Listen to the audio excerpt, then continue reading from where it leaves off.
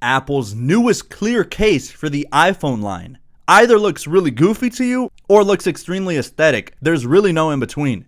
I'm personally on the former camp. I think it just looks odd. So you might be asking yourself, why is that white ring even there? That's a good question. It's what I wondered at first too, until it hit me and reminded myself that this is MagSafe compatible. So they had to embed those magnets into the case in order for it to work properly with Apple's newest offering of iPhones and new MagSafe chargers. Whether you're a fan or not, we're going to take a closer look at this all new clear case for the iPhone 12 line. So without further ado, let's get this show started.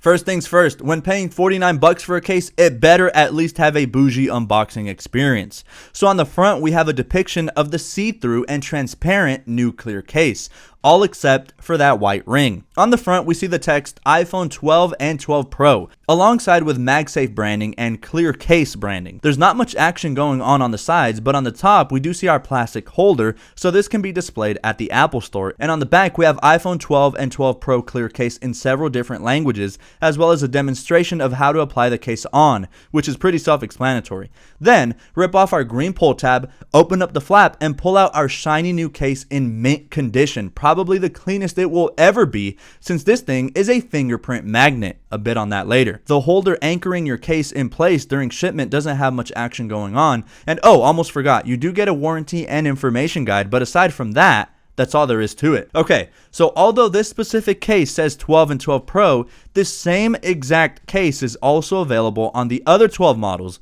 including the iPhone 12 mini and the iPhone 12 Pro Max, and all cases, regardless of which version iPhone 12 you have, will run you $49 a pop. And when you really look at it from the surface, it sounds like a terrible deal. You mean to tell me a piece of plastic with this ugly white ring is going to cost me $50? Trust me, I know, it's pricey. But I mean, realistically, the silicone cases are priced at the exact same price point, but on those at least, you get that microfiber material. The silicone material at least feels a bit more justified. So what the crap is all the commotion about on this case? Not much, if you want me to be completely honest. It's your typical standard clear case from Apple. Personally, if you want me to be honest, of the leather cases, the silicone, and the clear cases, the clear case is my least favorite, and here's why. For one, the texture. In most cases, it's fine, but more times than not, you'll notice the case is actually really slippery. You see, this doesn't have that textured grip of the silicone cases, nor the soft, natural leather feel of the leather ones. Instead, it has a similar texture to holding a water bottle, only of course a bit sturdier and more rigid. What this creates is an unpleasant experience when holding your phone when doing any kind of physical activity, or if you just happen to have oily hands, since the sweat on your hands will make the case super duper slippery. Not exactly the kind of thing you want when working out and being surrounded by heavy weights being dropped left and right. Secondly, the white circle right in the middle with this little pill-shaped tail shape, if you will, it's just not pleasant to look at least in my opinion. Previous clear cases were clear all throughout the back with no obstruction, but I do understand it's necessary because of MagSafe. I think what would have been cooler is if you were somehow able to customize this white circle with a different color, at least to match better with the back of your iPhone. For example, imagine if Apple made this case with a product red circle to blend in with the back of your product red iPhone. I know it's a long shot and most likely never gonna happen, but hey, one can only dream. And speaking of, on the exterior or backside, the case is consistent, having no bumps or grooves caused by the white circle, and instead, on the inside of the case is where you'll see some branding across the entire circumference of the ring. You can see it reads designed by Apple in California, followed by other branding and regulatory information. This is where your case will attach magnetically to the back of your iPhone so that MagSafe can be enabled. There's no microfiber lining protecting the inside of the case, so if dust or anything else gets trapped back there, not only will you be able to see it from the clear backside, but it may scratch or damage the back of your phone during installation or when removing it from the case. I guess if the white circle is truly that much of an eyesore for you, I suppose you could cover it up with one of Apple's fancy new leather MagSafe wallets, but that'd be really extra to go out and buy the leather wallet for this sole purpose. Another odd characteristic of this case is that it did not follow the hype train like the rest of the iPhone 12 cases did, and instead opted to have the bottom exposed like with previous iterations. One question, Apple: why? I thought you were all about consistency. When I received the new silicone and leather cases, I expressed how thankful and happy I was to now have the bottom portion protected.